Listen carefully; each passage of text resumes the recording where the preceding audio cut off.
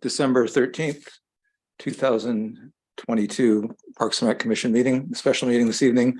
The schedule has changed as it typically does in the December to avoid meeting during the holidays. Welcome, and we'll start off with a roll call, please. Chair Greenfield. Here. Commissioner Cribbs. Here. Commissioner Freeman. Here. Commissioner Kleinhaus. Yes. Commissioner Oche. Here, please. Chair, that's 5 present.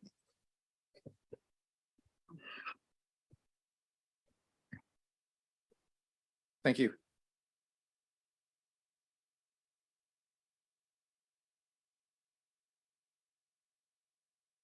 And before we move forward with the first business item, if there are any members of the public who would like to comment on an item not on this evening's agenda, please raise your hand via Zoom or fill out a speaker card if you are here in person. With that said, the first business item is adoption of a resolution authorizing use of teleconferencing for the Parks and Rec Commission meeting during this COVID-19 state of emergency. And this is something that we do at each meeting regarding our remote meeting options, or remote speaker and attendance options. Do I have a motion to adopt this resolution? I make a motion. Thank you, Commissioner Freeman, and seconded first by Commissioner Cribbs. And Hey, Chair. Yes. Just FYI, we've got someone in the attendee Zoom with their hand raised. I don't know if they want to speak to this item or. Okay, I did.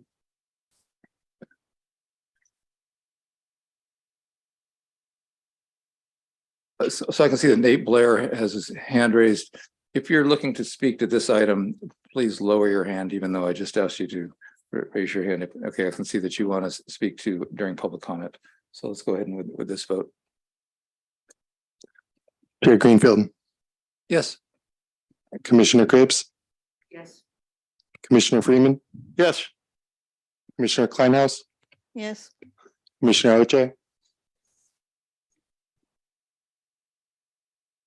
Chair, that's a 5-0 vote.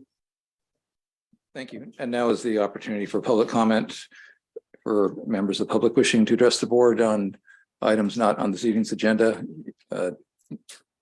Nate Blair, you'll have 3 minutes to speak.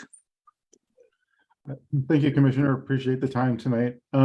So I'm calling in regards to Hoover Field, the baseball field at Hoover Park. So I'm a business owner in Palo Alto. My kids go to Palo Alto schools and play in Palo Alto Little League, and I've coached and been a volunteer with Palo Alto Little League for multiple years. The condition of the field at Hoover Park has worsened over the past few years, and a group from Palo Alto Little League is trying to work with the city in order to figure out a way to rehabilitate the field. Some of us met with folks from the city just this morning at the field, talking about some of the options that can get done. And my comment is, I think there is a role potentially here for the commission to play, because it seems to some extent that Hoover Field has sort of fallen through the cracks, where it is not maintained by the city because it's not considered a sports facility, while Brightview, who has the contract for Hoover as a neighborhood park, does not touch the field itself. And there seems to be some confusion in terms of the scope of the responsibilities for the city and for Palo Alto Little League as a user, in terms of who needs to be doing what to maintain the field and how those costs are shared. And so I think, as a commission, if you could, potentially, intervene or inquire into this matter and see if there's a way to help facilitate having a, baseball field that's in better condition, that is, for the city's residents. I think that would be a good use of the commission's time. And then the only other comment I have with respect to the Hoover Field is that one of the impediments to that field remaining in good condition over the course of the year is the extensive use by dog owners of the field for, effectively as a dog park, despite there being a dog park literally feet away from it. And so to the extent that the commission could help advocate for better enforcement of the ordinance that calls for no dogs off leash in that area, I think that would also help keep that field in better condition. Thank you for your time. Thank you, Nate, for taking the opportunity to and time to speak to our commission. I appreciate that. I don't see any other hands raised for public comment. So we'll move on now to agenda changes, additions, and deletions.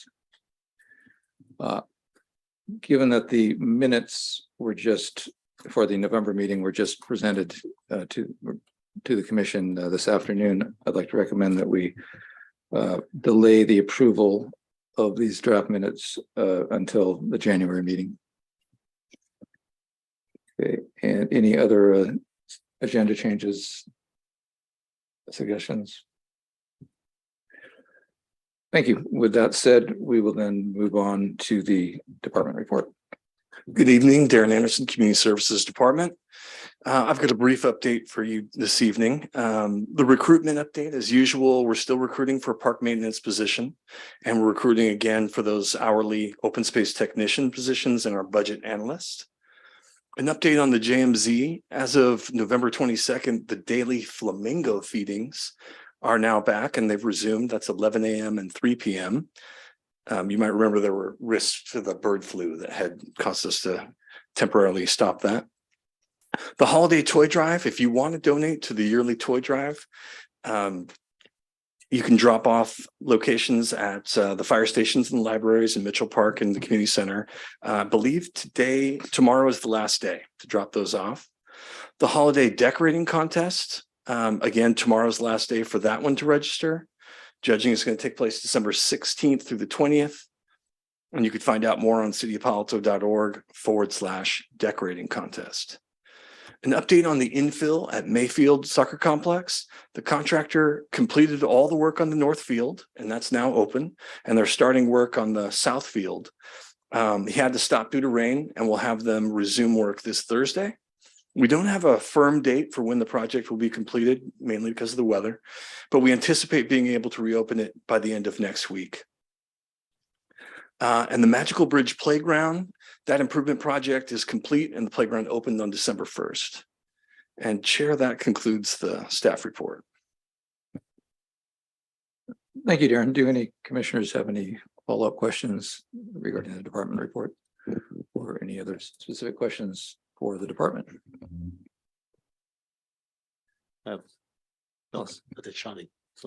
We received an email about an arts installation on Sea Level Rise, and I was just wondering if that's something that you're also letting the public know about. Yes, the person who's leading that is Karen Kinzel. She's with the art division from Community Services with the Art Center. And they'll be publishing that, both posting signs at the park itself and having the city manager announce it and on the website as well. But I can briefly mention it if you'd like, just give a little bit of the details. So the Art Center's got an exhibition and part of it's on the climate connections. And it's intended to promote conversations around action around climate change. And so there's part of that includes this 1-day exhibition out at the Baylands, and it's timing it with the King Tides on January 21st. I met with the artist. He wanted to find a place where he could put some temporarily put these little plastic pilings, if you will. And the intent is to show as the sea level rises, as the tide rises, you can see, oh my gosh, this is how much the increased water levels will affect our environment. And so we found a place where he doesn't have to walk through any vegetation. He can get right down to the mud just off the banks in front of the Nature Interpretive Center there. How tall are those? I want to say 4 to 5 feet, something like that, in that ballpark. And this installation will just be for 1 day, is that correct? That's correct, 1 day. On the King Tide day, high tide. Thank you. Yeah, I was just going to make a comment. Thanks, Darren, for you and your team as to working diligently on the getting a soccer field back in working order. Thanks. And it sounds like we didn't find any major issues that are showstoppers. So hopefully that, and also thanks for the communications providing to the community on the progress and what's happening with that. Thanks so much. Yes, I echo the thanks on that. Mandy? Was there no update on the foothills entrance fees from the last meeting? Just that we're in the same spot. We're waiting on our purchasing department to finalize the contract. Now it's down. This has changed many times. The latest iteration for what we're waiting on is the contractor has to provide $2 million worth of insurance liability. And it went up above the typical 1 million general insurance liability because there's a cybersecurity element. So our IT department said, no, they need to double it. The contractor said, we're not able to do that right now. They will, but they're not able to do it right now. So we're seeking a temporary exception. And as soon as our risk management department reviews that and gives us their ruling, then they can start the work, we can get it installed, and they can eventually get their additional $1 million insurance.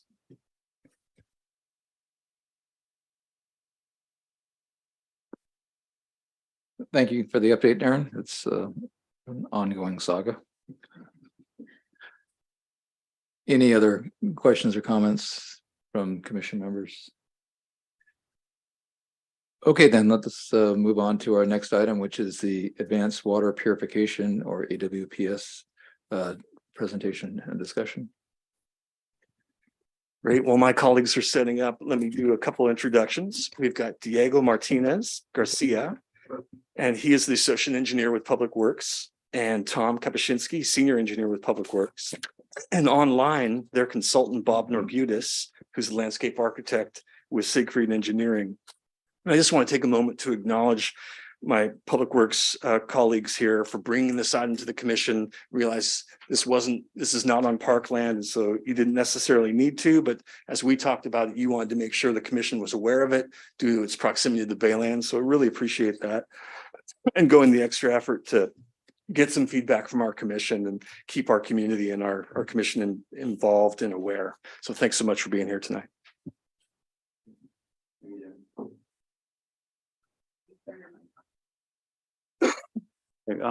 With that, we'll just briefly go through the project here. If you recall, we met back in, I think it was near the beginning of May when we first presented the project. So tonight, our agenda, we're just going to quickly review the project, talk about some of the existing conditions, the exterior and new landscaping modification improvements, and what's changed since the last time we were here, which was around a 30% design level. We'll discuss the tree removal and the tree canopy loss and our mitigation plan for that. We'll go over the planting palette, and there'll be irrigation modifications required for the new landscaping. And we'll also discuss some of the lighting aspects.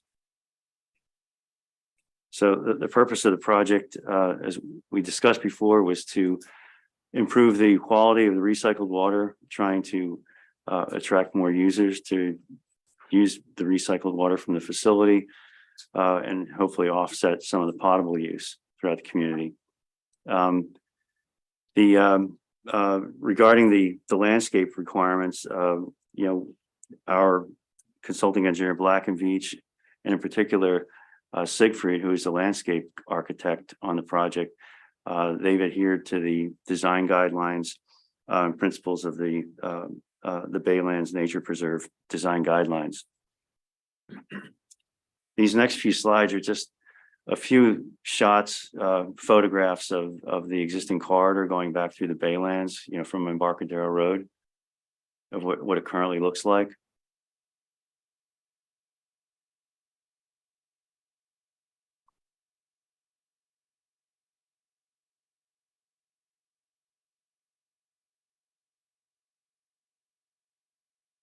Okay, and now what we're showing here is, we're pointing out some of the modifications regarding the landscape aspects of the project that will be incorporated into the design.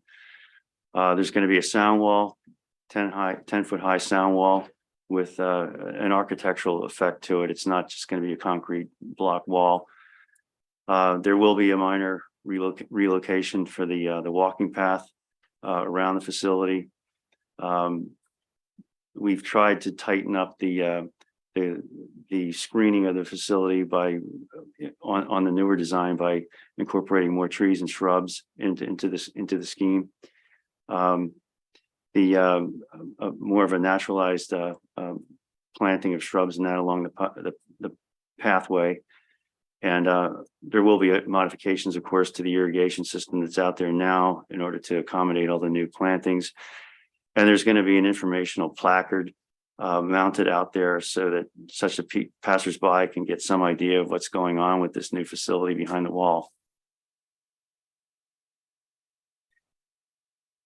Some of the things that are being done are adding some vines and that along the walls. And as I mentioned earlier, we're trying to do more of a dense layer of planting along that perimeter wall, with space permitting. And this slide here shows the differences between the 30% design, which was brought here before the commissioners at the last meeting in May, and now the 90% design level where we're at now.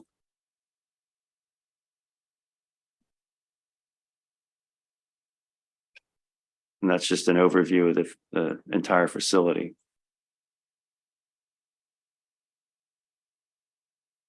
And I'll take it. Diego's going to take a Okay. few slides here. Yeah, thank you, Tom. So continuing with our presentation here, good night, commissioners. So on the exterior wall, we designed a high concrete sound wall, 10 feet tall, like Tom was saying, to screen the facility from noise, like the exterior from the internal noise. We added, based on some of your feedback from previous meeting, vines to the walls to grow. The current picture show kind of the vines growing, not completely covering the wall. And the wall will have a form liner texture to provide some, I guess, design to the wall itself and some colored stain. On the figure on the right, you can see the extension of the perimeter wall around the site. And then one of the main landscaping modifications for the project will be the removal of some trees, which was, we discussed this last time. Some of the total numbers we have here are 9 trees over 25 diameter will be removed. The majority of them are eucalyptus on site. And on top of those, we have 60 smaller trees that will be removed from the site to accommodate this project. We performed a tree survey as part of the pre-design a few years ago of the existing trees. And then we had worked with urban forestry, Peter here, to do the calculations requested by the commission for, how we're going to replace these trees we're removing. So I don't know, Peter, if you would like to, I can cover your slides, or yep, or you want to, okay, yeah, and then Peter will be here to address any questions. So our team, forestry team, reviewed the project under our municipal code for tree preservation, removal, and replacement. From the tree survey data, we found that most of the trees are in fair condition or poor condition, and also most of the trees are species not native because they weren't planted originally on site. For that purpose, they were just overgrown from an original landfill where the plant is currently sitting. Our urban forestry proposed a 75% replacement ratio for the trees because of the poor condition of the trees and the fact that most of them are not native species. And they also evaluated the proposal of trees that were included in the design, and the proposed replacements exceed the minimum trees by actually 5 trees. So on the modifications and the planting proposal for this project, we're including 4 large trees in 24-inch boxes and 8 larger trees in 30-inch boxes and 1 even larger tree. And 38 smaller trees. Here we included a list of the new species of trees. These species are considered native and are considered an improvement against what we currently have on site. The total number of trees to be planted on site are 51. And here we have a layout of the new facility here in the middle, and then how we try to accommodate all these trees in the surroundings of the facility. I also want to point out that there will be a corridor on the western part of the site where trees will remain in there because we're not touching that area for the project. in between the plant and the adjacent property. The landscaping was also reviewed and evaluated to meet a minimum water requirements for this project. I want just to remind commissioners that this project will receive the area already receives recycled water from the plant for irrigation, and will receive recycled water from the new project as well. Even we're providing recycled water. The plant also includes very low water requirement species, drought tolerant, and also the selection of plants was revised from the last time we met with you to incorporate more native and elements from the North Bayshore plant for this area. So the estimated consumption is 39,000 gallons, which will be recycled water from the actual project. Here is a description of the plant palette, which again, I just want to mention, we redefined the list of species to be included to increase the percentage of native species. We provided this document for your review in case you were interested in going through the list. This list also incorporates species from the current area that was designed in 2013 and incorporates and this was discussed at the time when I understand some of the Parks and Recs Commission staff at the time, about 10 years ago. And finally, we included this slide also because this was discussion from last meeting and on lighting considerations. We evaluated the lighting on site and requested more information from our consultant. And I think, Tom, you want to provide more information on lighting? Well, we did consult with them about the color temperature and that they had looked into this, and these figures were not chosen arbitrarily. This was done primarily to meet safety code requirements and that for lighting for the area. We're looking into things such as putting lighting on timers and that in order to dim the area at night. But we're trying to be careful about this because, again, you know, we don't want lights suddenly going off if we have people actually in there working and doing something. So we have to be careful about that. But we're still going to revisit that with a consultant to try to maybe add some other aspects into the design to try to accommodate you know, a reduced illumination at times at night. Thank you, Tom. Yeah. And also, I just wanted to mention, like, on the luminaires, most of them are classified as nighttime friendly, not only for the color temperature.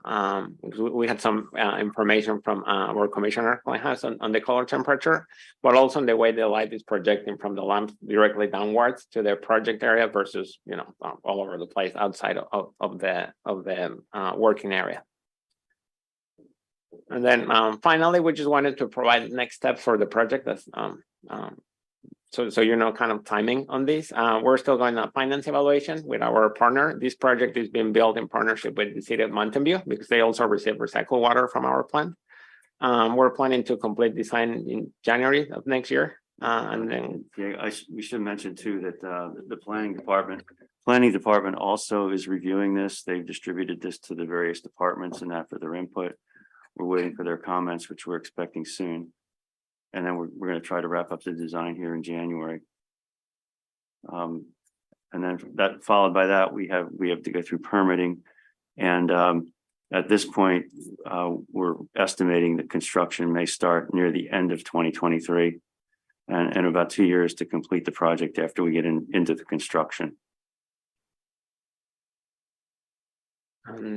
Yeah, with that, well, we'd like to thank you for your attention. Here's our contact information. And yeah, we appreciate the time today. Well, thank you, Tom and Diego, for the presentation. I do want to just note that Commissioner Kleinhaus and I did meet with Diego last week to review the project plans and provide some input. If any members of the public would like to speak on this, please fill out a speaker card or raise your hand. via Zoom. Do any commissioners have any clarifying questions before we go to potential public comments? Commissioner Oche. Thank you, Chair. Thank you, Diego. Thank you, Tom, for the presentation. Just out of curiosity, I just wanted to know if we're communicating how much potable water demand that we're saving. One of the purposes, project purposes says higher quality recycled water decreases. So are we going to be communicating how much water we're saving versus? Well, I guess at the moment, we're trying to improve the quality of the recycled water. Are we going to be for- tracking it? Well, we do. We're not really adding any recycled water at this point. We're just improving the quality of it. We have flow meters at the facility that monitor all the flow going out to like the golf course, the duck pond, and some of the other various users. Mountain View is very interested in getting more and more recycled water users, but they need higher quality. So a lot of their industry down there is looking to it beyond irrigation. They've got all kinds of ordinances for dual plumb systems and new buildings and so forth. And, hopefully using it in other industrial purposes like cooling towers and things like that. Okay, thank you. Also, one more question. So I was going to ask, the table you showed with all the plants, how much gallons they need, what's the frequency? Oh, yeah, that's the actual size of the planter when we purchase it. So just to the pipe, like the number of trees are going to be already large enough when we No, not this one. or which this one here. Yes. The plant pellet? The plant pellet. Yes. Yeah, that's it. I think the volume of the container of the plant, when you purchase it. Yeah. We might also have Bob and Buddis from Siegfried on the line, who might be able to add some of his expertise to this. Sure. if you don't Bob mind. there. Thank you, Bob. No problem. Thank you this evening. So it kind of goes in hand when we use water efficient planting and drought tolerant plants that are indigenous to an area. The expectation, especially with the trees, is that we can establish them with a low water amount, but that we have every effort to almost shut off the system because they are acclimated to the area, and we could decrease the amount of water applied to the trees. And definitely we can see that we can do that with shrubs as well. So the educational value for the community is the fact that if you choose plants like these, whether you're using potable or recycled, is that you will be saving water by the amount of water required per this type of plant versus high water need lawns and things like that. So the intent is to be able to isolate the trees to their own valves, and that gives us full control to actually, in 3 to 5 years, slowly cut down the water amount to the point of actually shutting off systems. It's been very beneficial. So that was the goal. Thank you. Commissioner Freeman. Yeah, thank you for the presentation. Reading it and having you present it cleared up a lot of things in my mind. On the plants, I assume you've worked with the urban forestry on the removal and replacement. So does that mean that when would that planting the removal start? At what point, and at what point in time do you actually start replanting? And also looking at the types of plants, what is the growth rate as to when will they get to the point of where we are now? It's going to be 15 years from now, 10 years from now. And I assume that there are some irrigation issues, concerns there as well. Yeah, you want to? I can answer, or you can answer first. I'll answer the first question. I think we can do that. Yeah, so the removal will be at the beginning of the construction, and then there'll be a time where we construct the facility where there won't be any replacements done at the time. So the replacement would take place pretty close to the probably completion. a year and a half after completion. I mean, not after completion, after starting the project, Okay. and then the construction, and then planting will be probably one of the last phases of construction. we don't have like construction sequencing yet. But Right. I think we can do some work in the interior of the facility, while the exterior should be pretty much Sorry, completed okay. to start doing those before. Got it. Yeah. And was the selection of plants based on, I mean, the plants that are going to be removed are a certain height. And you said there's different species of plants. Was the attempt to try and, I guess, duplicate or mirror although some of those you said are invasive, so you're replacing them with plants that will do well in that soil and so forth. Yeah, and that are native, and I mean, I think Bob can speak because he pretty much helped us with the design based on their comments. But Bob, I don't know if you want to answer this one better than we would do, I think. Okay, maybe I can give a little insight on the selection decisions. As you can see from the existing photos, we had natural plantings that weren't even part of the planting of 2013 that established from seed and by the pure application of new irrigation. Those become overgrown. They are plants that if the seedlings grow 3 feet from a path and they're a 20-foot high plant, they have forced themselves against the path. This has created an unsafe situation for people on the path. So we knew the immediate priority was to make sure whoever's on our new path system, that they have that safe walking visibility and distance.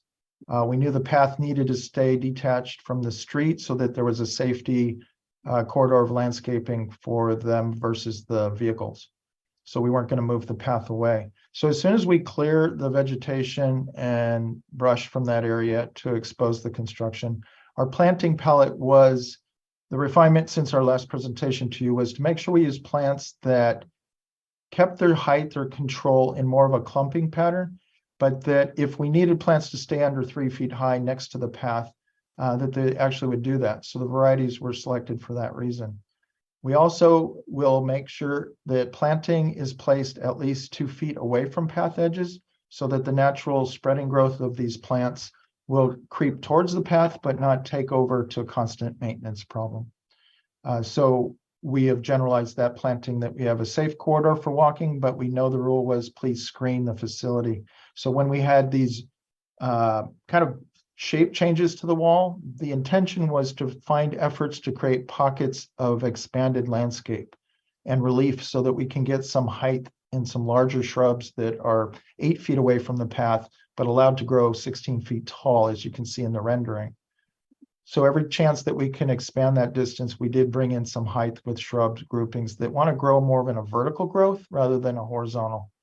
So that kind of selection was dictating our safe walking space and the selection of the trees to fit within that area. Thank you. That's okay. Thank you, Bob. Commissioner Kleinhaus? The area that is not, that you're not removing the trees between the other property over there and the plant, are there plans to clear the shrubbery and the undergrowth, or is it going to stay as dense and provide as it is now?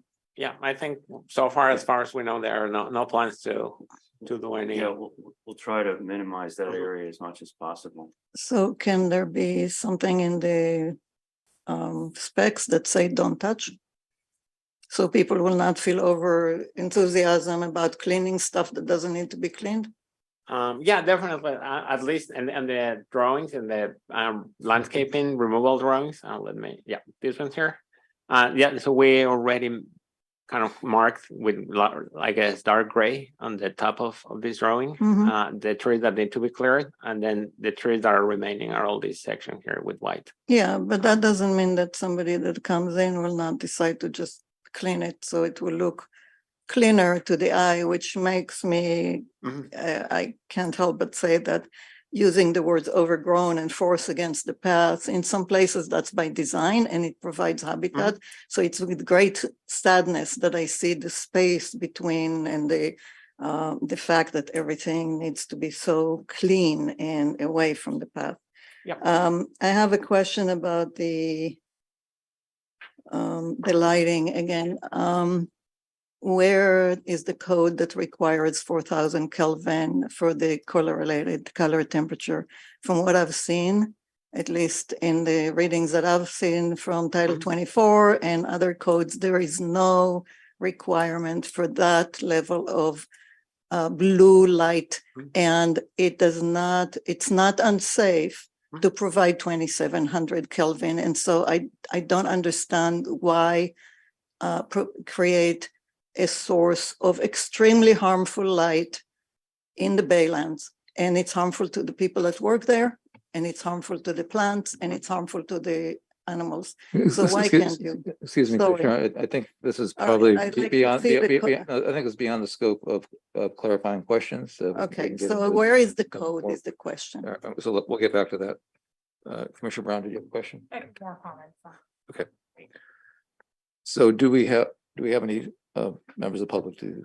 And seeing no hands raised and no in-person speakers. Okay, so now we can continue on with the comments to the extent that we may have been blurring the line already.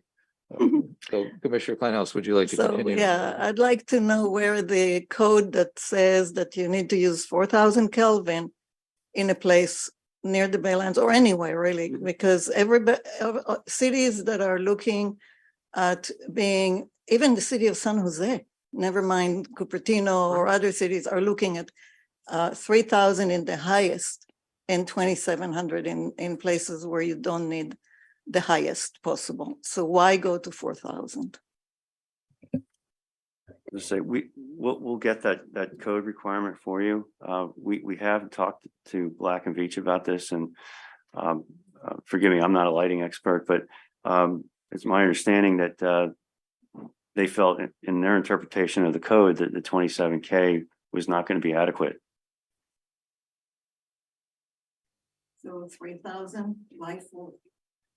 We'll follow up with that. We'll get you an answer on that one.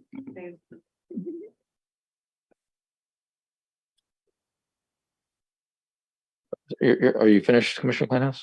I have a few. For the moment. Other people have- Commissioner Brown? Just a comment, and it's a nice gateway to the Baylands, and just because the Baylands is not only beautiful, it's also educational. I would just ask that if there is opportunity for signage, whether it's related to the willow requirements and how it adheres to that, or the recycled water, or the plantings, try and incorporate some education of the beautification of the site as well, just as it goes and flows into the Baylands. So it's a similar mission. That's just my comments. Yeah, the one sign that is proposed in the design that is supposed to be some sort of an educational placard, about what the system, what it entails, and how it actually treats the water to provide Yeah. better quality. Like what is like behind the wall? That I mean, you cannot see, but it's kind of there. Yeah. Commissioner Cribbs? Yes, thank you very much. I appreciate the comments from Commissioner Brown. I used to have my office, the last office out there before the Baylands, the gateway to the Baylands, and it's very well used and lovely to walk there. And this is going to be really a nice addition. So thank you very much for that and the presentation. And I also noted there were some things that we had suggested last May that you've incorporated. So appreciate that as well. Thank you.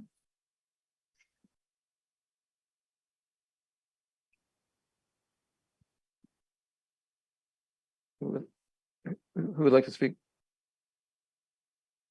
Commissioner I have Kleinhaus? a couple of other things. One is Melaleuca. You have several Melaleuca trees there.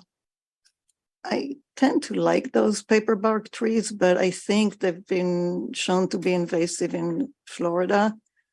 So I'm not sure they belong near the bay. Might want to look into that. The Melaleucas, they're not native to California. I think they're Australian trees. Okay. So in a way, they're equivalent to eucalyptus. They do provide a lot of resources for birds and insects because they flower in winter, which makes sense if you come from Australia.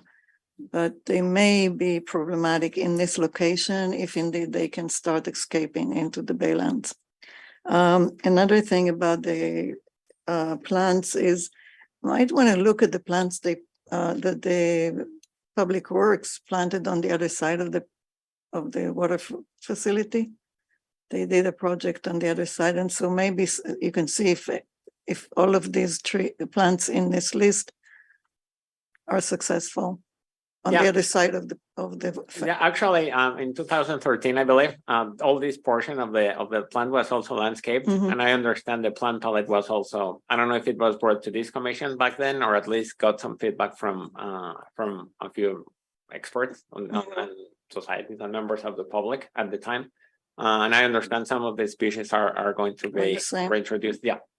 And maybe, Bob, maybe you can add some insight because, Bob was with Siegfried and they provided that landscape design at that time.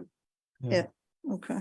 No problem. I can tell you briefly, during that project, it was very important to establish a plant palette that would work with recycled water. And at that time, it wasn't as common to find those pallets. So we actually put together a committee of Canopy and others to try to make the best guess at what a plant palette should be and work with that in 2013.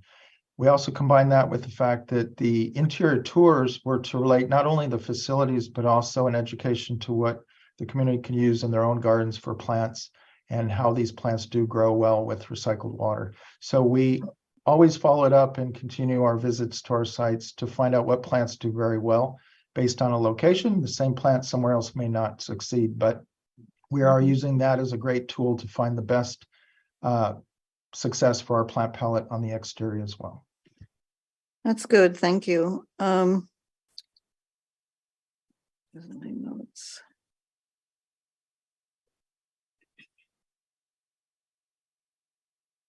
Yeah, this is a comment in general about the recycled water. It's good to use recycled water. We have a lot of it in that location because the plant is producing more recycled water than what customers can absorb now or in the foreseeable future, which means that a lot of the recycled water end up in the bay where it's introducing chemicals that shouldn't be introduced into the bay. So I just think that it's okay if the plants that are planted in that location because of that specific situation are not drought tolerant. And I said this before, I think I would recommend to plant drought tolerant plants in most situations, but where you're right next to the source of a lot of recycled water that otherwise ends up contaminating the bay, then using more water is it's a good location for it. So if you look at some things that have been done on some of the campuses around here, they'll plant willow in some areas where they have a lot of recycled water. They'll plant things that are not drought tolerant in those locations. Whereas other locations where you don't have a lot of recycled water or that it costs a lot of money to bring the recycled water, then you don't want to do that.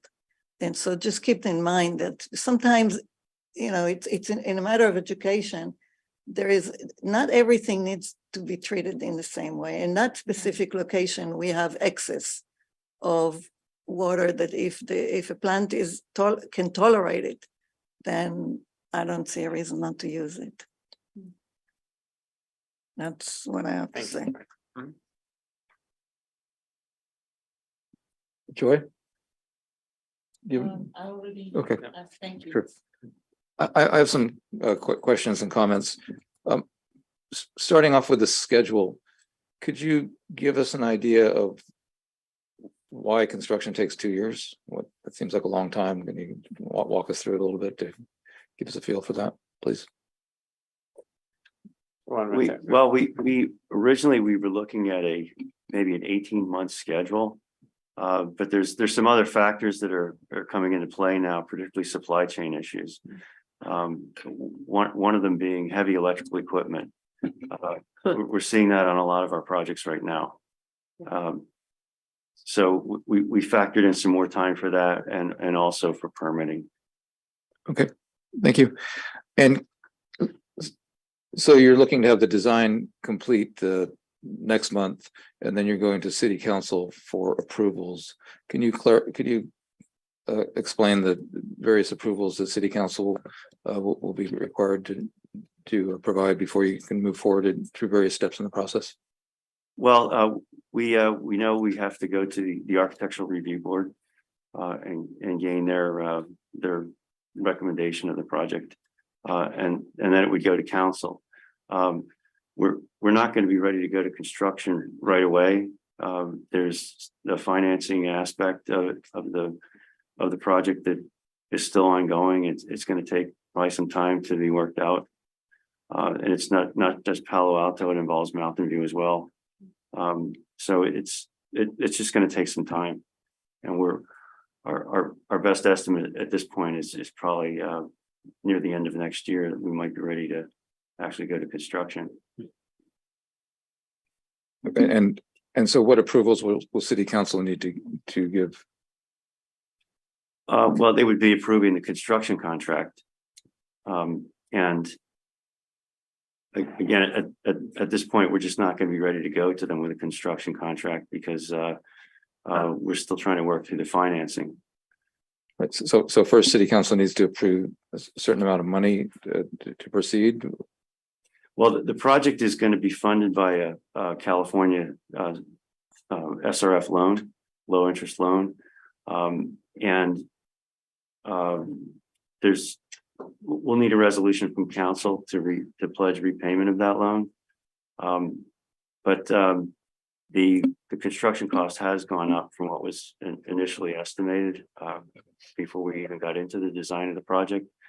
And so the financing is such that we just need to work out the arrangements between all the parties in this project to fund the project, to see, because at this point we just don't have all the funding lined up. So city council will need to approve Palo Alto's share of the financing, and then there will be project permitting that will follow that, and that will go back to city council. Exactly. Yeah, I think that other portion of the approval from city council will be like the actual project, like any other project in the city, and its approval after going to ARB, just to approve the project itself. Besides the construction funding from the city too. Right. Yeah. And then the construction contract would be approved after that. Yeah, I think that's the last right before we can Last start step. Okay. construction. Okay, and so that you're looking at all of this process to take roughly next year. Yeah. Okay. Following up on Commissioner Kleinhouse's comments about lighting, and is there going to be any motion sensor triggered lighting in the area? I understand the concern that you don't want lights getting turned off on people, but is the use of motion sensors? Yeah, we actually just started talking about that after meeting with you last week and going through that. So they're working through some of that to see that we can do some some lighting that are on some sort of delay timers and that to shut off after a certain period of no motion activity. But we're again, they need a little more time to work through that. Right. Okay, I think the plans for the educational signage are great. I'm excited about that, and removing the mystery of what's behind the walls as well. A little bit of an uncloaking. Definitely glad to see that you're looking to have the walls completely covered with vines. Just want to emphasize it. There's a green border right now between the water quality plant and the street, and we want to make sure that we continue to have a green border. And if you have to put up a sound wall, that's fine, but let's hide it. Do it. Let's cover it with plants so it remains a green border. I think that's really important.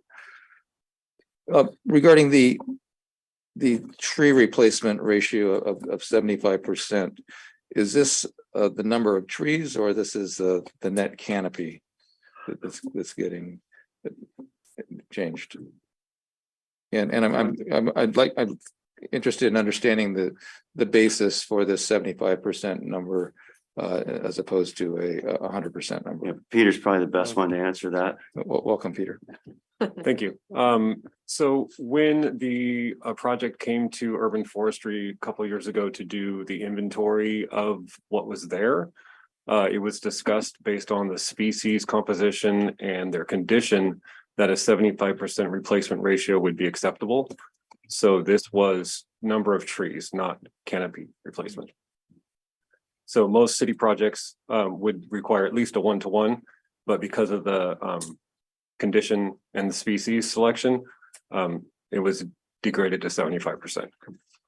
And would that, if taking into consideration the updated tree protection ordinance, which doesn't specifically call out changes for city trees as opposed to private trees, would that number have changed, do you think? So if this project had started after that had been in place, we would probably push for 1-to-1 as at a minimum. But again, this was a discussion that took place almost 2 years ago at this point. And so. And thank you. And what is the relative canopy trade-off? Is there a net loss after 15 years, for example, given the trees that and the species that are being removed and the species that are being planted and the size that are being planted? So we would have to run the calculations, but based on the density of the plantings, I don't think we're actually losing that large of a percentage of canopy. Most of these trees are planted very close together, and so they're intertwining canopies, whereas we're gaining much more quality species in our new plantings. So they're going to be native or close to native, high quality habitat and canopy. So I think overall it's a plus. I'd have to actually do the calculations, but as you saw when you looked at the existing trees, they're planted so close together that they're not actually individual canopies. Yeah, and I just want to add to Peter comment there. In the middle of that wooden area, we have a soil biofilter actually. I don't remember the dimensions. I think it's 60 by 60 feet. It's a sun filter that treats some of our air from the influent pumping plant. So there's a big square in the middle of this wooden area that is already not covered by any sort of vegetation. You cannot see it from there, but it's in the middle. Great, thank you. And just regarding the questions that Commissioner Kleinhaus asked regarding the lighting and the what temperature lighting to be used, that's kind of an open issue that's not going to get an open question that's not going to get resolved tonight this evening. Where do we go from there? From here, how would the commission potentially respond to answers that we get from you? Well, we'll try to get you an answer on that within the next couple of weeks. Karen, do you want to remind us?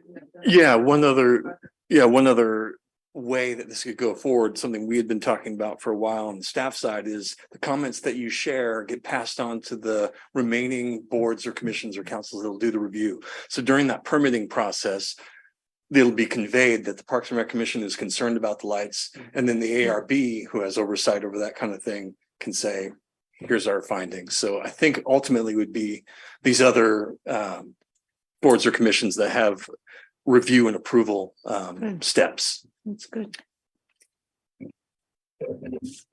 Thank you. That's good to know. And of course, the commission members would have an opportunity to speak before the other boards and commissions on this item as desired.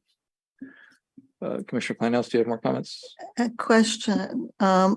What process does where does it go from in Mountain View for approval? So Palo Alto does ARB for design and then City Council for the money.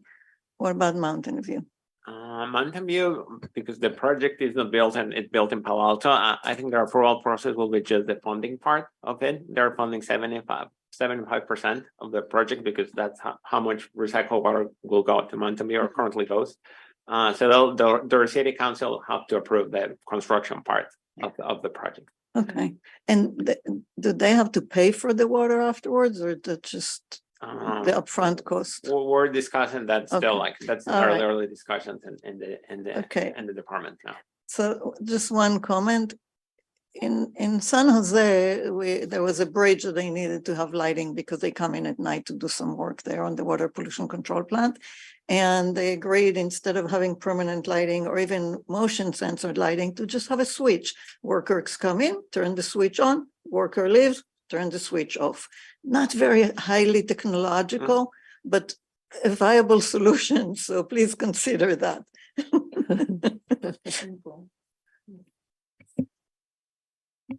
Could you also just comment on the relationship of the project between Palo Alto and Mountain View and why Mountain View is involved and the details regarding that? So yeah, Mountain View and Palo Alto have a long story of sharing recycled water since probably Carr knows the year. I don't remember, but it's been at least 20 years, I think. Yeah, probably more than that. So we have an agreement with them where they take 75% of our, they're entitled to take 75% of recycled water, and we take 25%. And they're having more expansion in their North Bayshore area to increase usage, like Tom was saying at the beginning. So they are also very interested in this project because we supply the recycled water for all that area for irrigation and in the future cooling towers and dual plumbing in that area where Google, Microsoft campuses are located. So that's how we're partnering with them. And Diego, remind them, we're part of a regional plant. They're our largest partner. Exactly. Yeah. And then the wastewater treatment side. Can you repeat what she said, please? Yeah. In besides being our partner with within recycled water distribution, Mountain View is also our partner in the like sewage side of in the wastewater facility, among our other four partners. So in addition to being entitled to 75% of the recycled water, they will be funding the project 75%. Exactly. Yeah. In the same share, they are entitled to get recycled water. So that's good for us to know. Yeah.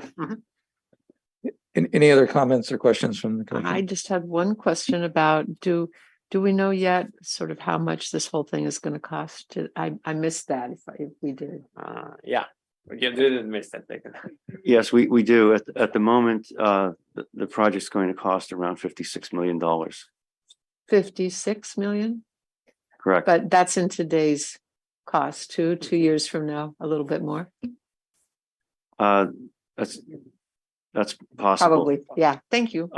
We are going to look at doing another cost update later next year as we get closer to construction.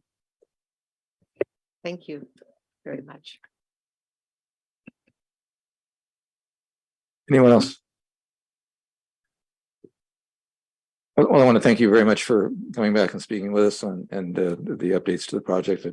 I appreciate the changes that have been made and hearing our input, and appreciate the opportunity to meet in advance to go over it, and look forward to monitoring and watching this as it comes along. Okay. Thank you. Yeah. Thank you so much, Commissioners. Thank you, Commissioners. Thank you.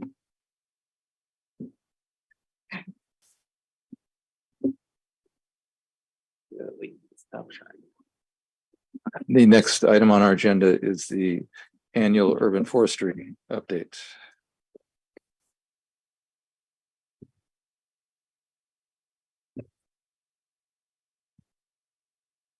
And my pleasure to introduce Peter Gollinger, Urban Forester with Public Works Department. Thank you, Peter, for being here tonight. Good evening, Commission. I'm happy to be here. So this is a new feature for us. Historically, we have produced internally an annual accomplishment report that we distribute to the city managers or city management. So as part of our new agreement with the Parks and Rec Commission as our public forum, this is our opportunity to present our annual report for FY22. Because this is a first time, I thought I would kind of review some broad strokes about the urban forestry section and why it's important and some of the things that we do. So, excuse me. One of the things that's come to light in the recent years is how many benefits the urban forest provides to our community. It increases property values, it reduces energy consumption, it reinvigorates neighborhoods, it helps students, it benefits individual health, and it provides numerous benefits. So next slide, please. Our particular urban forest is estimated to be made up of approximately 600,000 individual trees. This is calculated based on partial inventories that we have as a city and satellite imagery. 46,000 of those trees are actual city trees that are on public property or in street right-of-ways. The calculations below were used while we were working on our tree ordinance. Currently, we have an estimated 224,000 protected trees in that population. Next slide, please. So some of the key responsibilities of the urban forestry section are to manage the maintenance of all public trees. So this includes street trees, parks trees, trees on city property, such as here at City Hall, and as well as in the open space areas. Our crews also remove and replace public trees as needed when they are dead, dying, diseased, or damaged. Our crews also respond to calls for service related to downed trees or downed tree limbs. We have emergency crews on standby at all hours. We also manage the clearance of vegetation from near utility infrastructure, primarily from electric lines and around electric substations and other electric infrastructure. We review development plans for compliance with city tree policies. We also review development plans for compliance with the Model Water Efficiency Landscape Ordinance, which is what we talked about with that last project. It's also known as MWELO.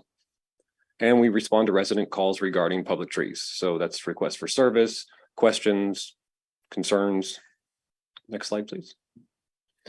Our staff is made up of 7 tree trimmer line clearers. We have 2 contract inspectors that work with our contract providers. So we have 2 contractors currently, one that helps us maintain street trees and one that helps us maintain clearance from electric lines. We have 1 tree trimmer lead that is in charge of those crews. We have 3 project managers currently. 1 works with the public trees, 1 works with the electric line clearance program, and 1 works for the implementation of the tree ordinance and the urban forest master plan. We also have a landscape architect that's primarily focused on development review. We have a building planning technician, which is a new addition to our staff, who helps us intake permit applications and route development reviews to staff. We also have an administrative associate that works at the Municipal Service Center as kind of our gatekeeper for all the calls that come in. And we have myself as the urban forester. So some of the accomplishments that we had in fiscal year 22, the big one in the room, the elephant in the room, is we approved the updates to the tree protection ordinance. And as you know, this was a 3-year process that finally made it to the table in June. We continued with staff development. This included the addition of a new ISA municipal specialist, which is a specialist certification above and beyond a standard arborist. And we also added an ISA board certified master arborist, which is the highest certification available by the ISA. We also participated in the early stages of the Santa Clara Valley Urban Forestry Alliance. This is being steamrolled and led by the County Office of Sustainability for Santa Clara, and it involves representatives from all municipalities in the county working together to advocate for the urban forest. It promises to be a very effective way for us to communicate to the citizens in the county and also apply for grants and work together to enhance the urban forest. That's very exciting. We continue to provide service to residents, and we continued working on technology improvements to our tree inventory system and our web pages. And most importantly, we added additional staff positions due to the ordinance. Next slide, please. Thank you. So some of the key changes from the ordinance obviously was the expanded definition of protected trees, which we discussed with you last year when we met. Updates to the allowable reasons for protected tree removal, focus on maintenance of private protected trees, revisions to notifications and appeals for protected tree removal. And this is in place now, and it's working very well. It includes postcard notifications when a citizen applies for protected tree removal, and another postcard when a decision is made. And also we talked about the increased staffing resources required for this implementation. Next slide, please. Expanding upon staff development, It is an essential component of increasing our capacity to deliver programs to the citizens. We completed more than 25 online and in-person trainings on arboricultural topics. This included continuing education credits for our staff to maintain their certifications. Next slide, please. So this is, we like data in public works. And so this is kind of a summary of what happened in fiscal year 22. We received an average of 725 monthly calls. Now, these are calls from residents for requested maintenance. These are calls from residents reporting what they feel is maybe a problem or a hazard. Most of these calls resulted in a visit, an inspection, or a work order. And as you can see, we did 860 inspections of city trees. This is to see if they meet city standards for health and safety, primarily. We also performed 605 tree protection inspections. So this is the inspections of tree protection fencing on development projects. We did 807 development reviews to make sure that they complied with city tree policies. We responded to 255 limb pickups. So we call those LPUs. And those come in when a city tree drops a limb or when a private tree drops a limb across the sidewalk. We'll often go out and clear it, even if it's not our tree, because we need to maintain the right of way. Over 5,500 trees were trimmed away from electric lines. Over 4,000 public trees were pruned for standard maintenance, and over 305 new trees were planted. And keeping in the spirit of my predecessor, we are continuing our graphs, which I actually really enjoy because it allows us to see trends that we may not otherwise see. As you can see, the construction inspections has increased dramatically over the last several years. That's the purple line. And the number of tree removals has actually decreased slightly, which is a good thing. And it's just a nice way to track the things that we're keeping track of. Next slide, please. So this is the number of trees pruned, city trees, and it indicates where we are in our cycle. So our public trees, our street trees, we shoot to maintain them once every 7 years, which means they're pruned for structure every 7 years. We may get called out for emergency issues, but that's the goal. One maintenance visit in 7 years. The colored lines there on the graph indicate where a 7-year cycle, an 8-year cycle, 9-year cycle would be. And the line indicates the current trend. So as you can see in 2017, 18, and 19, we far exceeded our cycle. We had very productive years where we visited a lot of trees. And then the last 3 years, we've had below that level. However, our trend is still above the 7-year cycle. Next slide, please. So some of the challenges we faced in fiscal year 22 were the end of the restrictions to address COVID. This altered some of our services that we delivered to customers. We had to get creative. We also had 4 staff vacancies during the course of the year. We had 2 tree trimmer line clearers retire. And we had actually 1 tree trimmer line clearer retire, 1 tree maintenance specialist retire, and the urban forester and another tree trimmer left for other positions. We also were in the final year of our reduced budget to assist with the decreased revenue caused by the pandemic.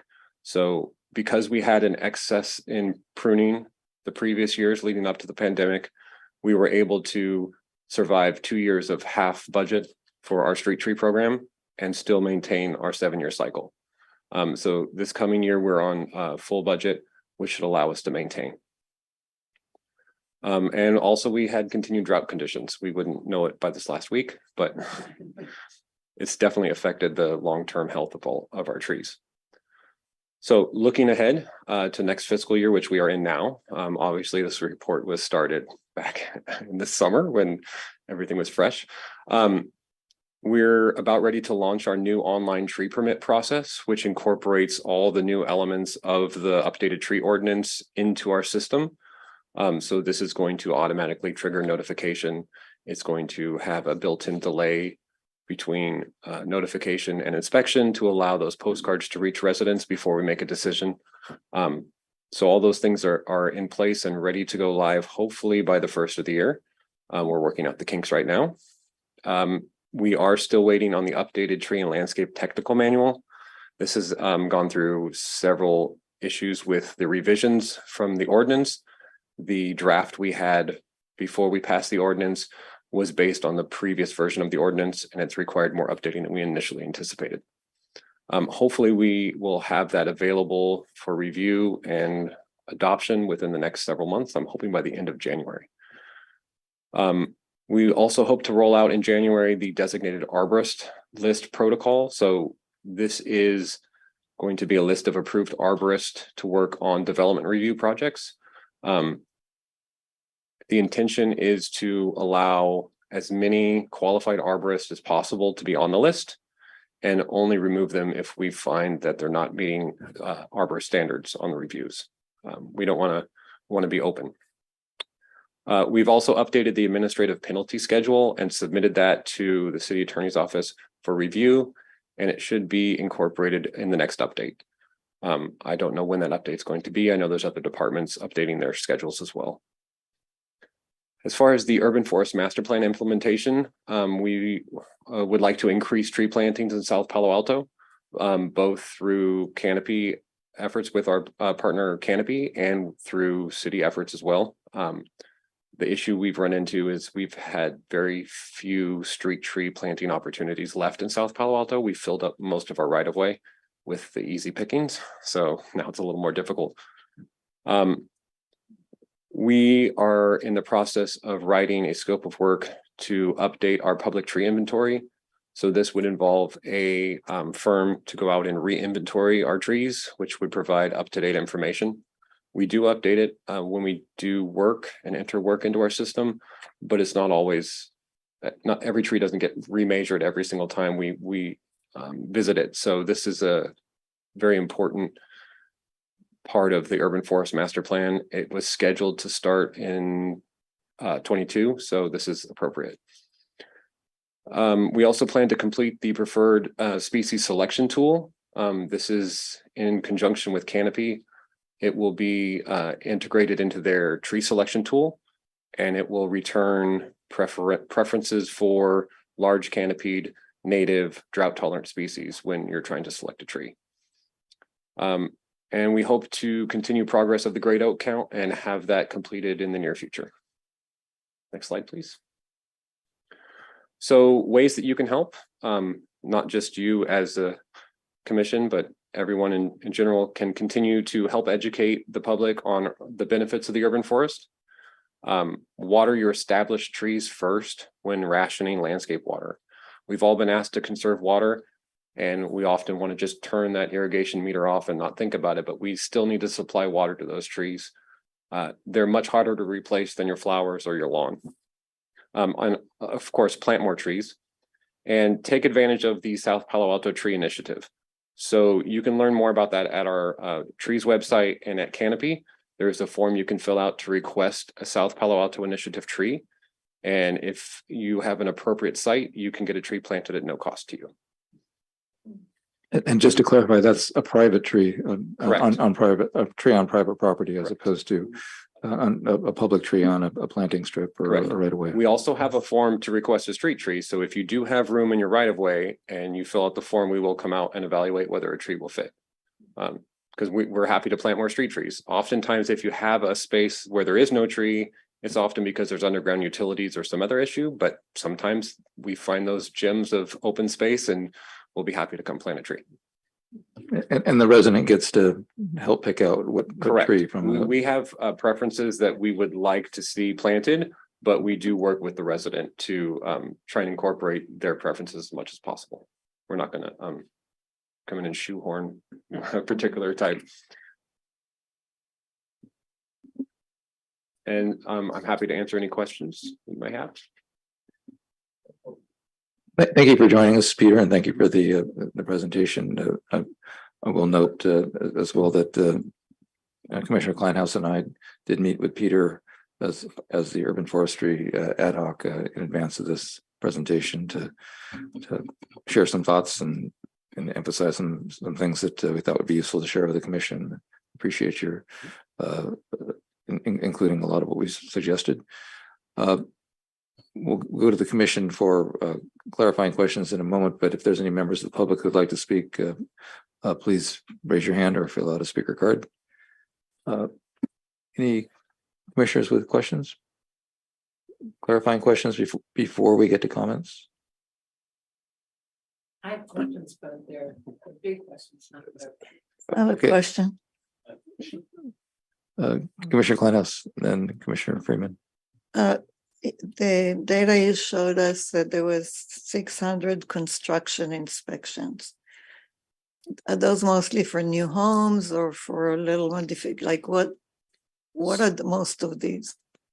So those are for tree protection fencing inspections, and those are in advance of all projects, small or large, if tree protection fencing is required. So once the fencing is in place, we go out, inspect it, sign off on it, and the construction can begin. So I would say primarily it's probably for residential projects, but also large projects. And you don't have the data to distinguish whether it's residential or other. I could probably pull that, but I don't have it easily available. Thank you. It's okay. Don't worry about it. Okay, it looks like we have one speaker online to speak. I'm sorry, That's Commissioner fine. Freeman. No, I was just going to ask on the good job on what you guys do on this the tree protection on development and new construction. Is that part of the permitting process? So it's the fee is incorporated in that, and I assume that some of that goes back to the urban forestry people. Yes, cost recovery with development projects is complicated. We actually had a very large fee study in the development group this last year that yes. So yes, the answer is yes. What happens is the fencing is part of the approved plans, right? And then the inspection has to happen before ground can be broken. Okay, but that's part of the permitting correct process. And the other side of that is all of the tree trimming that we see going on in the city. I would assume that that is something that your team is also involved in, as far as them, the landscapers or trimmers getting permission, especially if it's a protected tree. So if anybody's trimming a public tree or street tree, it should be either our internal crews or one of our contractors. There are rare occasions where we will issue permits for residents to trim their trees if they wish to trim them on a more frequent basis than we, or if they have specific desires for their pruning. As long as it's within city standards, we could issue a permit for that. Okay, that's not very common though.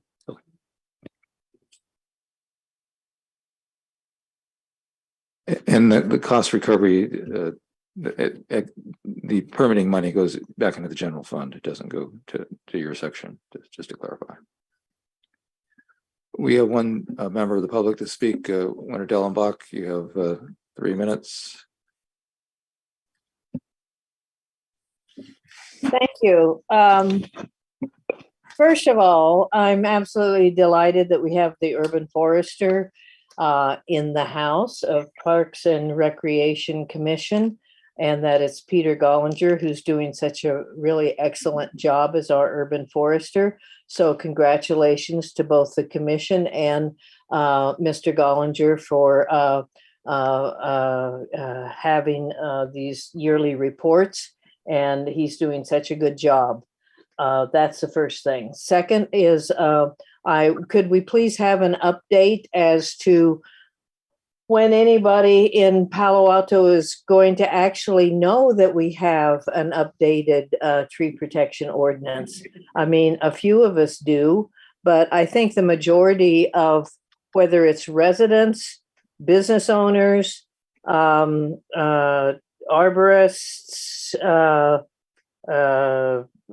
tree pruners, whoever, don't probably really know that we have a new tree protection ordinance.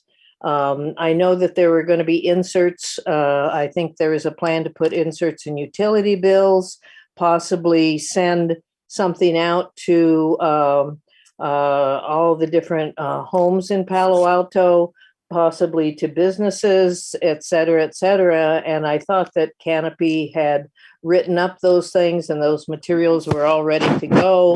And what has become of that? When is that going to happen? So the community and the people that do business in this tree business in this community will know about and understand the new tree protection ordinance. That's the second thing. And then the third thing is in those the data about how many phone calls about this and that, and do you keep data on how many people call with concerns about that they think that they're seeing an at-risk tree? I know that sometimes I call up saying, oh, there's a tree that is I think being removed that shouldn't be removed, or that's not being watered or something like that in somebody's yard. Do you keep track of those kinds of phone calls too, asking for inspections to be made or laws to be enforced, tree protection laws to be enforced? Those are my questions. But one comment, two questions. Thank you. Good. And again, doing a good job, urban forester. Thank you for the positive words. And more speakers from the public. Thank you. We'll now go to commissioners with comments.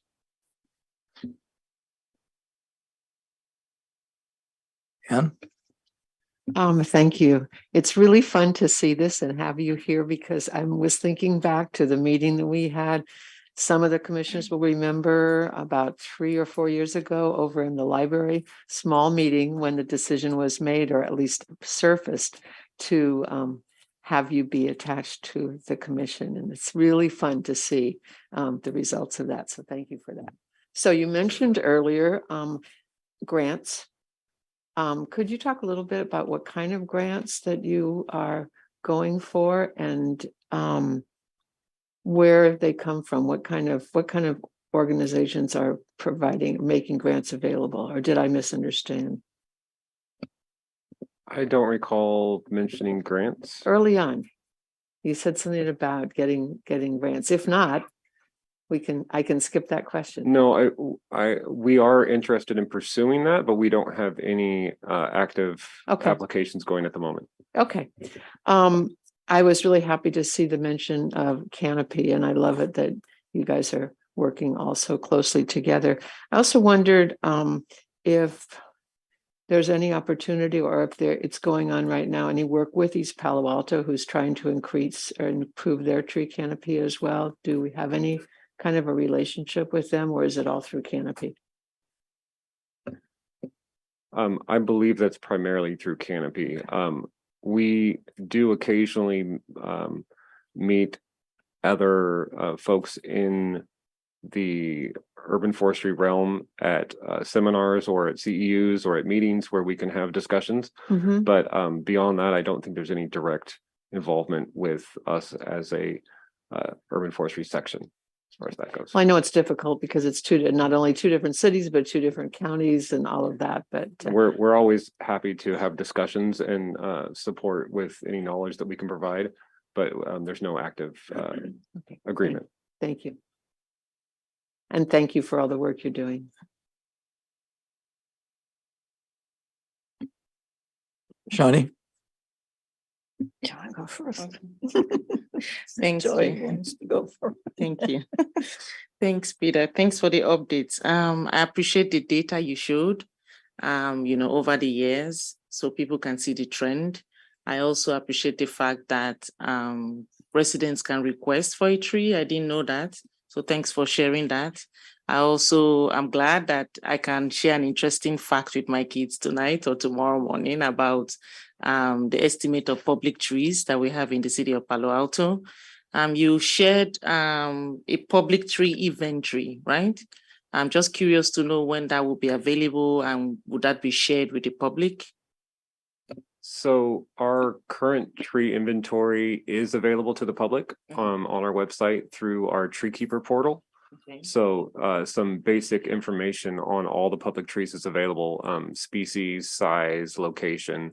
I don't believe maintenance records are available to the general public, but the actual inventory information is. What we're planning to do is update that inventory information. And once that becomes finalized, that information would also be part of that same public portal. So how often do you update that inventory? So ideally, it's done every time we enter a work record. However, not all parameters change each time we visit a tree. So a wholesale update hasn't been done since 2010. So every 10 to 12 years is what's recommended. Thank you. Peter, to follow up on that, could you send an email to the commission with the link information on where the public can access that? So that'll go to the commission and it'll go on the public record as well. Definitely. Thank you. When somebody asks for a limb to be trimmed or removed from a tree, is there like an automatic approval, or is there some kind of, because, you know, some limbs in Tramus Park were removed off of trees, seem to me like way unnecessary. One may have been to allow the new light to be more visible, but then why couldn't the light be lower and not trim the tree and remove that huge limb? And then also at Cubberley, there were some trees that were really huge old oaks with large limbs that were just removed. So I was wondering what the process is to decide whether a tree needs to be trimmed and how much. So while I don't know specifically about those two examples, when we do get a call for service that's requesting a limb be removed, there needs to be a legitimate reason as far as our city standards that it should be removed. For instance, they don't like it dropping leaves on their sidewalk, probably isn't enough of a reason for us to remove it. However, if it is impacting the road of travel for a vehicle or for a pedestrian or a bicyclist, then yes, that would be a legitimate reason for us to remove it. Or if it was damaged in a storm, but it's still there, maybe it's unsafe to stay. So those would be the things we would be looking at as far as approving a removal. Visibility, vehicular or pedestrian access are probably the number two reasons why we would remove limbs. Maybe you can go look at those places. Good. Manny. Just a couple questions. Great presentation, and it seems like a lot of work implementing this new tree ordinance. So thank you and well done. Couple questions about new development. So when a developer comes in with a new project or there's just a new development project, could be a homeowner, and they bring in an arborist to assess the health of the existing trees on the site. Can you speak a little bit about the requirements that arborist needs to have in order for the city to accept that report? And also, is there a standardized report that they need to submit? Because sometimes you can get into a he said, she said with the arborists. I just wanted to understand that process a little bit better. So currently, we're operating under the existing tree technical manual since the new manual hasn't been published. And the minimum requirements for submitting an arborist report is that the arborist is certified and in good standing with either the International Society of Arboriculture, or I believe they are an ASCA consulting arborist. So one of the two. So they're both professional certification organizations for arborists. As far as standard reporting, there are guidelines for what's needed to be included in a tree preservation report, which is generally the report that would need to be included with a development project. And so that's listed in the tree technical manual, and it will be in the new tree and landscape technical manual. There won't be any major changes to those. So it lists point by point the items that need to be included, which include basic information on the tree as far as its species, size, health, what mitigation measures are going to be needed to preserve the tree, if it's going to be removed, reasons why. It goes into a long list of what's needed for the report. Okay, so that helps avoid some of the, yeah, okay, great, wonderful. And the other question is if we can go to slide 11. It's great workload data in the report, and I do think that that's helpful, especially because we have so many years of data to look like. But This one, yeah. So I did like this one because there's a target, and I would love to see more performance measures incorporated into this report, whether it be efficiency, so response times, or how many service calls you're responding to based on a goal that you can be able to establish over time, as well as not just efficiency, but effectiveness. So of the goals for the Urban and Forestry Division, how are you meeting those goals, targets, and just incorporate those into future presentations. Thank you. And that is something that we've been discussing internally, is finding better ways to track our efficiency.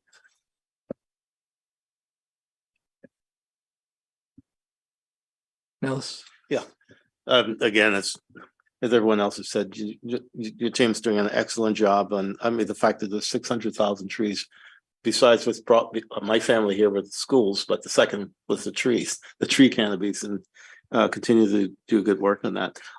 To tag in on the protected trees. So you mentioned that out of the 600,000 trees are 220,000 protected trees. So those are trees that are on public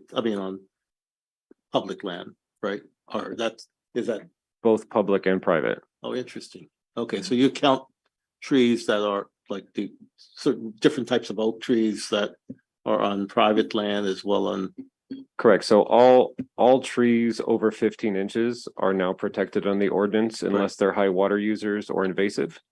And we have a selection of native species that are protected at 11.5 inches and greater. So how do those get added to your inventory? So it's an estimate. So Okay. we had a sample size of approximately 10,000 private trees that we used to extrapolate estimated numbers. So again, it's an estimate based on sampling strategies. Okay. And my other question is, you mentioned that there's a decision made about whether or not a tree is to be removed or a limb cut back or whatever. What is the process that, say, that's reported, or a tree is reported to look disease? How does your team go through making a decision as to whether or not that's a tree to be, that one person or a group of people that make that decision? So generally a call will come in and a work order will be created. And then one of our staff arborists would go out. The majority of our crews are certified arborists or certified tree workers. So they are definitely qualified to evaluate the status of the tree once they get on site. Generally, they have a general knowledge of the history of that particular tree or the trees on the street. Most of our guys have been here for a good number of years, and they have some good institutional knowledge to base some decisions on. They would make the recommendation, and then the project manager would sign off on it.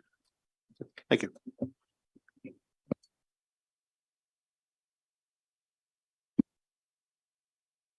Oh, thank you, Peter. And to tag on to my request of an email with a link for the tree keeper portal, could you also include basically information that commission members or the public would want a tree removal, how to request a tree removal, how to call for service, to call for concern about a tree that may be getting removed, how to request a tree as part of the South Palo Alto Tree Initiative, and anything else that you think would be useful that might not be easy to find. Definitely. And we can include links. There are forms for several of those things you mentioned, as well as phone numbers and emails. So I'll make sure to have that all in that email. Sounds great. Can you elaborate a little about the evolution of the project managers on your team and how that has changed with the update to the tree protection ordinance? Yes. So previously we had 2 project managers in the urban forestry section. One focused primarily on the maintenance of street trees and the contract that goes along with that. And the other position focused primarily on electric line clearance, and then also worked on other projects such as the canopy contract or technology improvement, which spread that position kind of thin. And the street tree project manager has also been primarily responsible for tree fencing inspections as well as management of the in-house crew. So that also spreads them a little thin. So with the passing of the tree protection ordinance and evaluation of the expected workload, we recommended the addition of an additional project manager that would focus on the implementation of the tree ordinance and the master plan and help with development review and fencing inspections. So that's going to take some of the load off of those other two positions. Our intention is to kind of cross-train all three of these project managers so that they can share the load, but primarily they're going to be focused on those three areas. Great, thank you. And as we've talked about, there are a lot of significant changes as part of the tree ordinance. And can you talk about how these changes are being communicated to our community? Yes, I'd be happy to answer that both for you and for Winter. We do have a robust plan in place for communicating these changes. It's taken a little bit longer than we expected to get the ball rolling. Canopy has submitted a very detailed outreach plan, and we are in the beginning stages of implementing that.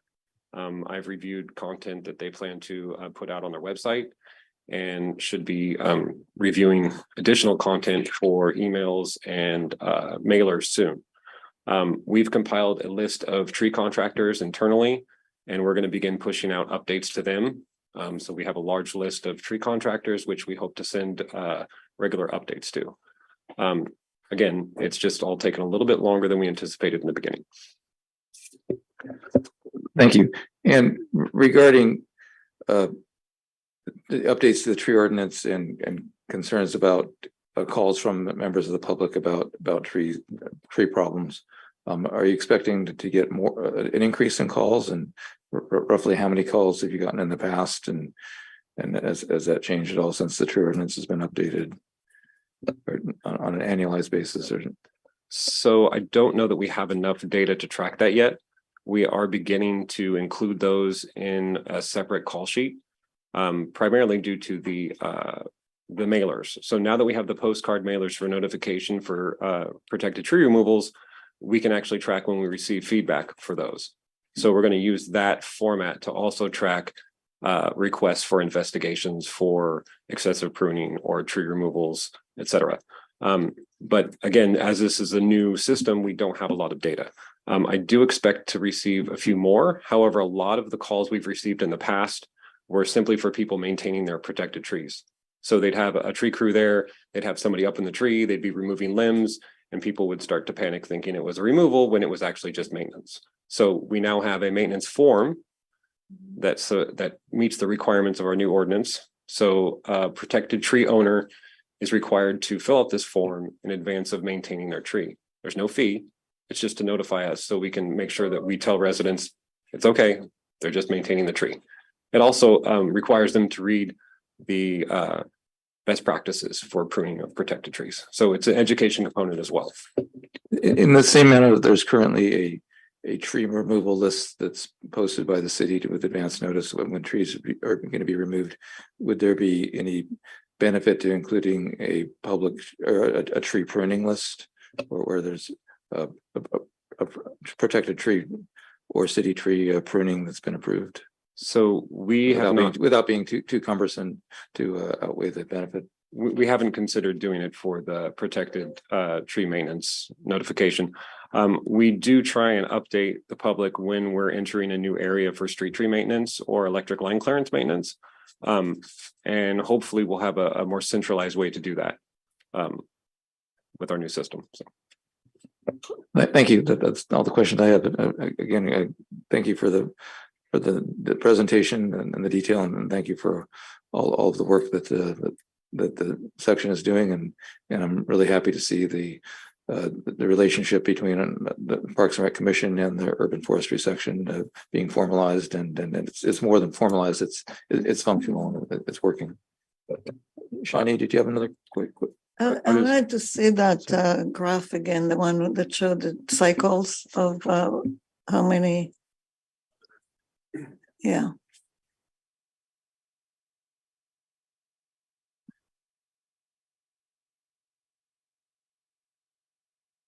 I'm sure the answer is no, but do you have any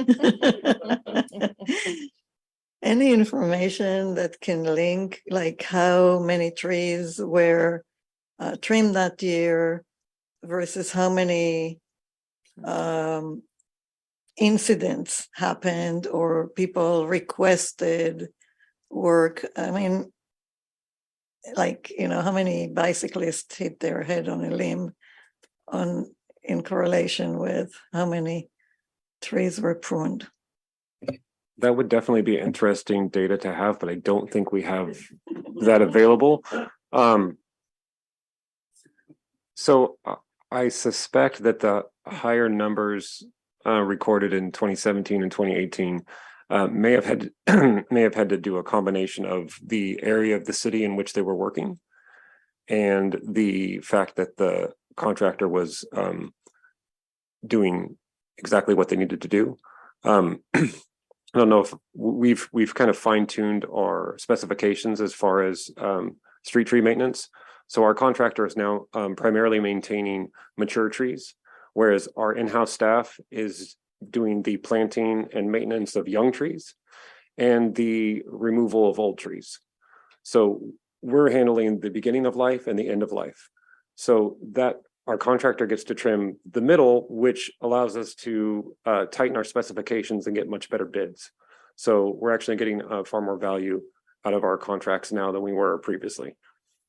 And that's actually good to hear. Another question which I asked you earlier, but I thought maybe you can talk a little bit about the experiment on Stone Lane that you told us about earlier. So one of the issues that we see coming in the coming years is previously trees were planted in blocks in most towns. So entire neighborhoods were planted with the same street tree species at the same time. And many of those trees that are shorter lived, such as Modesto ash, are now reaching the end of their natural useful lifespan as a city street tree. So they're beginning to fall apart. We have a particular street called Stone Lane, which is a smaller cul-de-sac, where we've had 3 failures of Modesto ash in the last couple of years. So we have gotten together with the residents, partially at their request, partially as an experiment, to evaluate the health of the remaining trees and come up with a succession plan for removal and replacement so that the street isn't bereft of canopy all at once. So the plan is to remove the most hazardous trees in the first wave and replant, and then in a few years come in and remove the next wave of trees and replant, and then a few more years. So over the course of 10 or 15 years, we've removed all the trees, hopefully while also reducing the risk to the residents and maintaining canopy. So if this strategy seems to work well here, is something that we could potentially expand to larger neighborhoods. And can you follow up and talk more about the philosophy between about planting the same tree on a street, having a street tree effectively versus diversity? Yeah, and we've gone away from the block planting. So this is not something that we do on purpose anymore. We would prefer to have a variety of species on any given street. That said, they could be trees of a similar type or character. So for instance, the residents of Stone Lane actually really enjoy their fall leaves because all of these trees turn color and lose their leaves at the same time.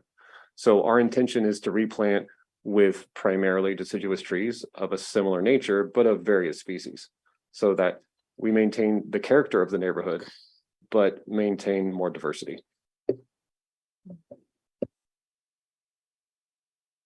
Yeah, so this is not something that urban foresters are trained to do, because you really like to have a tree here and then at a certain distance another one. But in nature, a lot of trees grow together, and especially oaks often have like a nursery tree. So you have a large tree and underneath a few new ones come up, and eventually one tree will die and the other ones get to grow. And I'm not sure that it's not possible to look at planting trees together.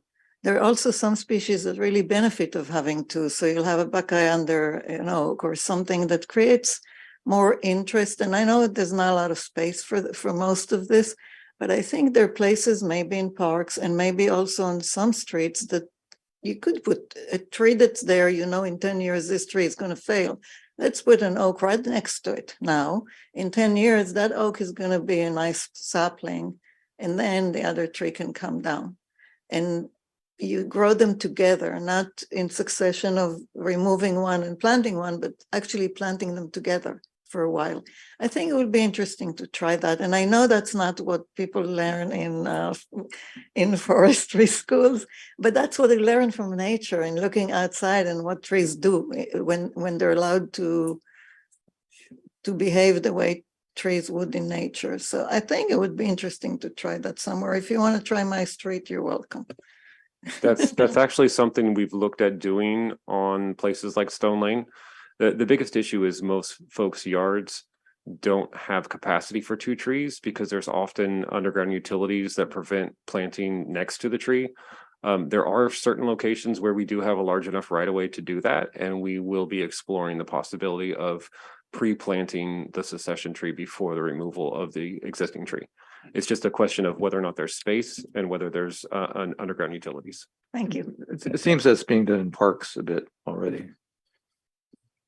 Do want to thank Commissioner Kleinhaus and for you about the Stone Lane. I know that was a big issue in Brisbane. They had some pear variety that started shedding its limbs, and the city had a ton of claims. And so from a risk management perspective, it's great to have that foresight. And I know their insurance pool was had a lot of questions and was like, how can we stop this from happening? So thank you.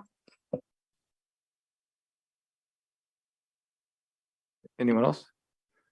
Well, thank you for joining us this evening, Peter, and look forward to seeing you again soon. Thank you very much. I want to just comment on Ann's mentioning of the meeting about 3 years ago.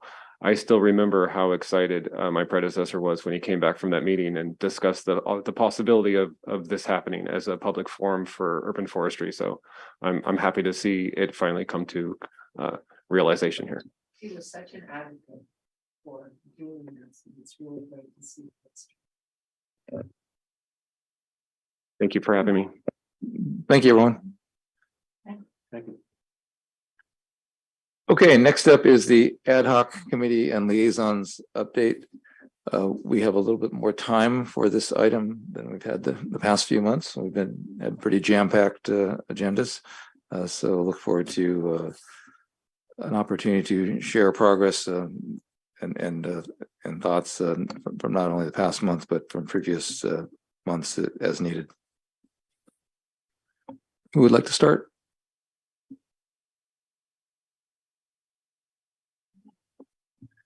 Ellis.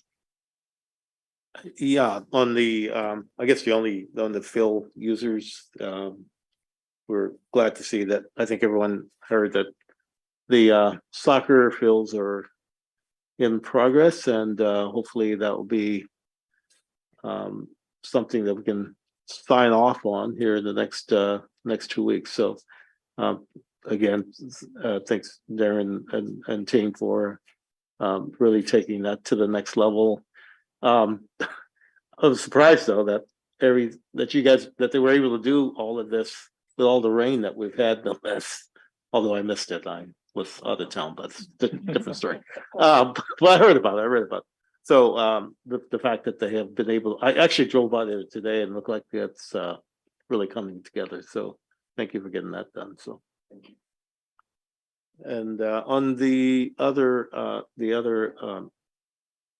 haven't heard back on any progress that is happening with the pickleball and tennis. I don't know if there's any feedback on that. I'm going to assume that in the last 3 weeks or 2 weeks we've had a lot of rain, so maybe there hasn't been a lot of opportunity to kind of look at how that is working out. I know that I've seen a couple of letters on some of the other things, but we'll have to track that and see how that's working out for the pickleball folks.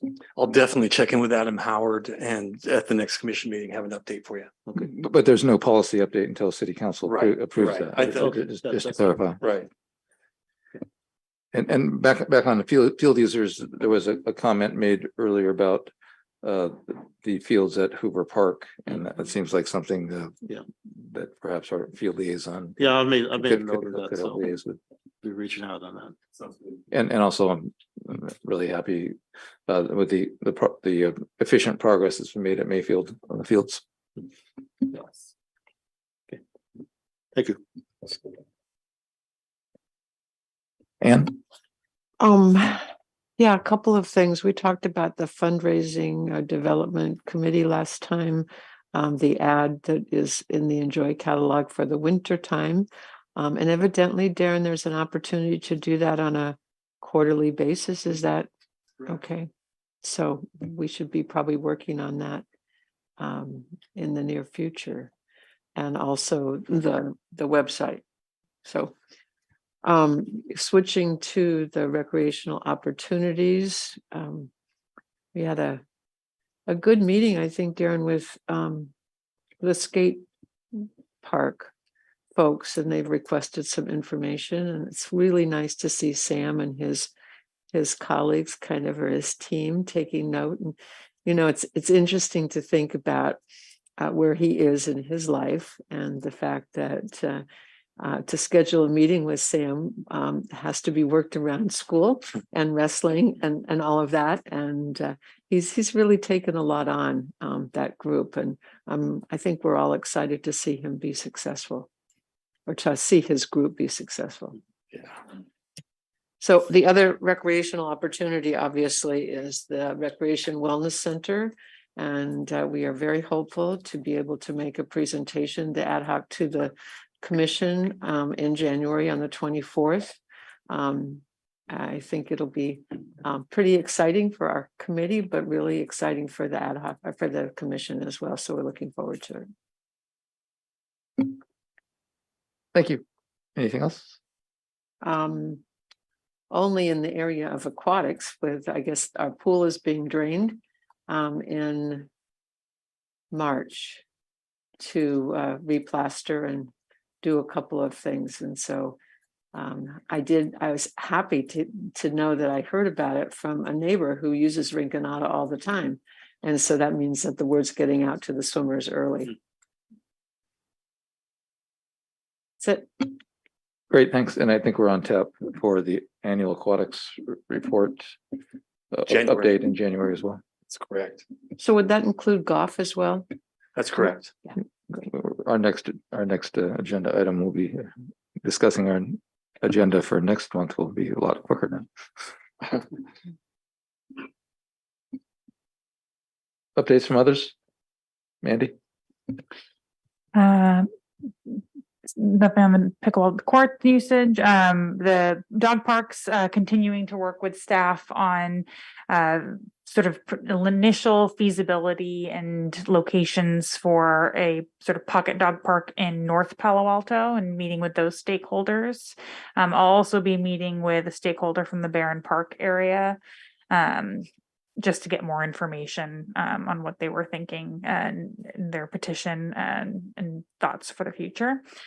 No pertinent updates from the school district to share. And then just one, I guess, idea for Commissioner Cribbs and the fundraising group is to potentially reach out or do a presentation at Los Altos Hills City Council meeting, since they're in such close proximity to Foothills Park, and with our new entrance fees going in, just giving them a little bit of information maybe on the park, the policy changes, as well as fundraising opportunities, since a lot of residents in Los Altos Hills live in close proximity to that park as well. It might be just a nice bridge to establish.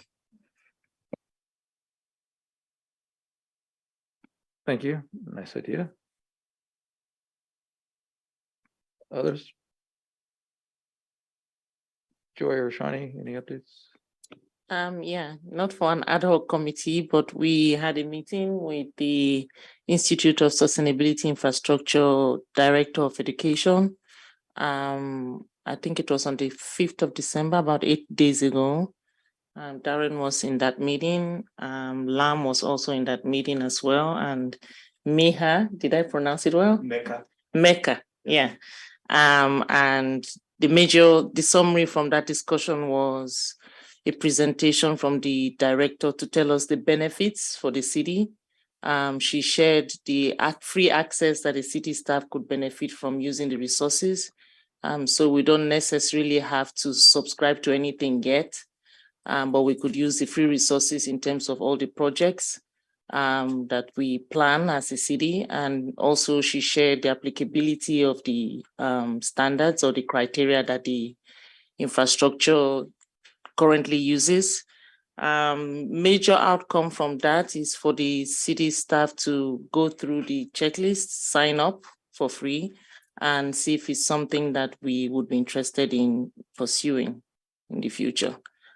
She's also open to make a presentation if we want, even though she's in the East Coast.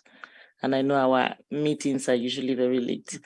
Yeah, so that's what we discussed. Thank you. Thank you. Shani, anything else? Yeah, we've already touched on urban forestry and some of the Bayland stuff to our presentations today.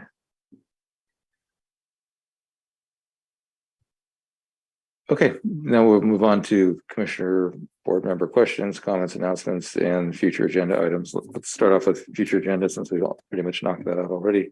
We have the Wellness Rec Center discussion and update. We have aquatics and golf annual reports, and first tee will be folded in with golf since there's no given the amount of the moderate status update regarding first tee. Anything else on the list about will we discuss the planned for the commission's plans for attendance? Would that be good to include next month? And for those of you who weren't at the board and commission meeting training that which preceded our meeting this afternoon, that's one of the items that was discussed, and the presentation will be or a link to the presentation will be forwarded to all the commission members, and recommend everybody watch through that. Yeah, thanks, Chair. In addition to the ones you mentioned for January, is also the Cubberley restroom. Right. That was going to come to the commission, and the city attorney's office had a representative that was expressing a willingness to come to present on the attendance policy to walk us through that and help us be guided on forming our own. And that was going to be at the February one, but I'll check in with him in advance if we feel the need to get that in sooner. I think February would be fine, Okay. since I think we're covered with the existing policy through the end of February. Yeah. And so it seems appropriate to make sure we have it addressed by February. And if we're talking about wellness center, aquatics, golf, and Coverly, so we're thinking all four of those next month? Yeah, I think so. It'll be a long one, but let's spend a little more time Sure. thinking about it and trying to project how much time each agenda item will need, and see if 4 items are realistic. Sure. I'm certain golf or aquatics would be willing to push out to the following month if that would be helpful. Okay, and we can also project how many speakers we think we might expect for those items to help project how much time it will take. Other suggestions or requests from commission members for future agenda items? And or Darren, what else do we have on tap for February? I think that's it right now.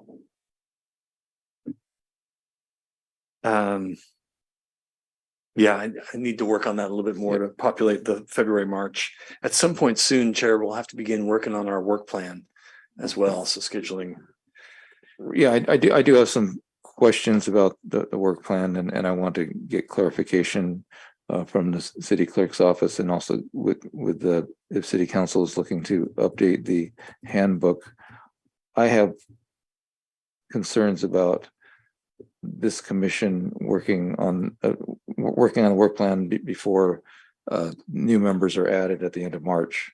And it's my belief that we should begin working on that in April when we have a new chair and we have a new commission. I don't think it's reasonable to set priorities and establish a work plan before that is in place. So that's a little bit of TBD.